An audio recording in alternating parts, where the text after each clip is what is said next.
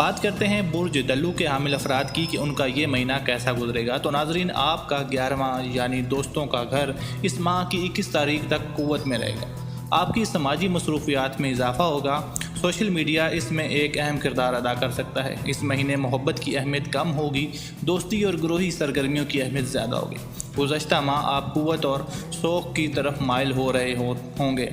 इस माह आप महबूब से दोस्ती के तलबगार होंगे। जब सूरज 11वें घर में होता है तो अक्सर कोई दोस्त तरक्की करे महबूब के दर्जे पर फायज हो जाता है।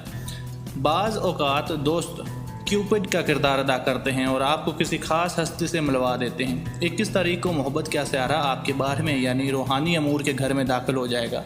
तब मोहब्बत के हवाले से आपके रवैये में एक बार फिर तब्दीली आएगी।